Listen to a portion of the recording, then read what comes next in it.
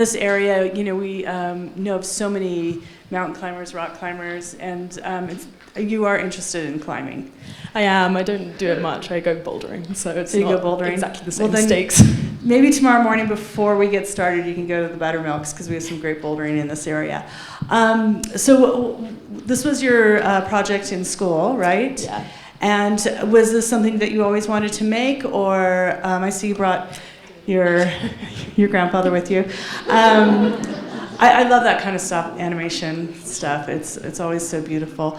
Tell us about how you wanted to. When did you decide that you wanted to do this project, and how it came about? So we were instructed to make a film, I guess, for our final, for the finish of our masters, and I had just got into bouldering really when I sort of started it. It was kind of the same time. It felt like new growth and stuff.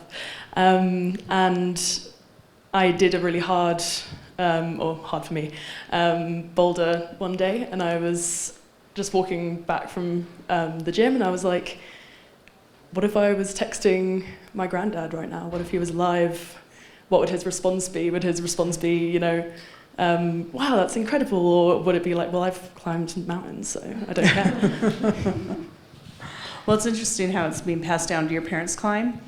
No, I think there's always been sort of, I don't know, maybe an unspoken sort of disinterest, I guess. We've always hiked and stuff and things like that, but it's never really been that same flow, I guess, that same love. Yeah. Do you have any questions especially regarding the animation? Yeah, can you talk about the process of making puppets and doing set and how you filmed it? Yeah, I had it very clearly in my mind that I wanted it to be a conversation and something that was very clearly not real. And I had these, first I sort of went through the idea of having it in a very unreal space and it sort of being this sort of meta space where we'd just met for the first time and we were having this conversation as if we'd never known each other, and it was just sort of two strangers that had ran into each other. And then imagery would pop up around it and stuff. But then I decided that if it was sort of a day in the mountains, it would be more of an interesting experience. And I didn't want to show my granddad's face, so technically the puppets were mine. I left it a bit ambiguous, but the puppets were meant to be me. Because it really felt wrong making him into a puppet for some reason. I don't know why. It was just And so strange. did you carve the faces, or how did you? Yeah. So they're all balsa wood, and so were the hands in the other one. And then I knitted all the little bits, which was really fun. That's good. Is there another question?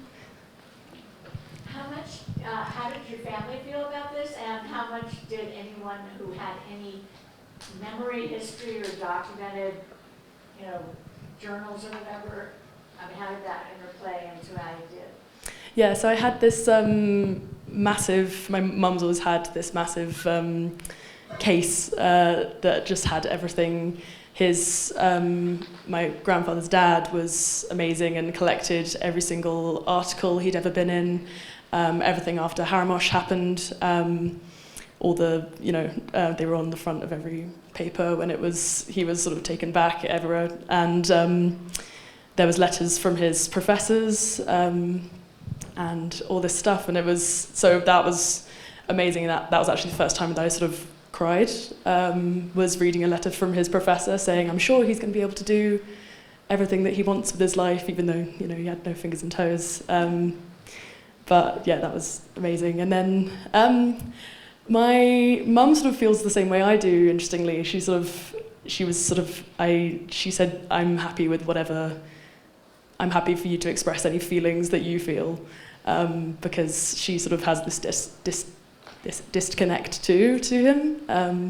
And yeah, I was a bit nervous for my grandma to see it, because she's still with us. But I talked to her recently actually, and she was happy, and she said he would have loved it. So actually it was all fine. I was anxious for nothing.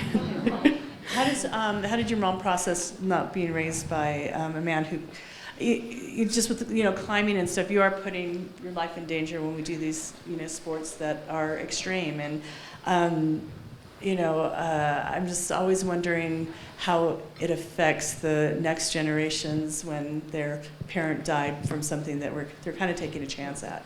Yeah, I mean, my grandma always never wanted to stop him, even when my mum was little. She just said, he loves it too much to be taken away from it. And in his essay called The Runcible Cat, which I have a few copies of if anyone's interested, he sort of, you can just tell that it's his entire life, and it's just the thing that he loves more than anything. A couple of quotes are from the essay, so that helped me writing the script a bit, with using his actual words. And yeah, my mum always I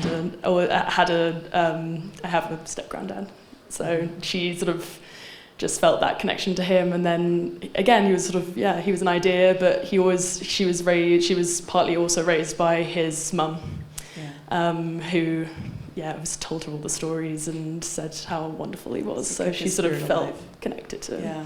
Oh, good. Well, thank you so much for coming all the way out from the UK. And we're going to get ready for the next screening, so thank you so much for coming.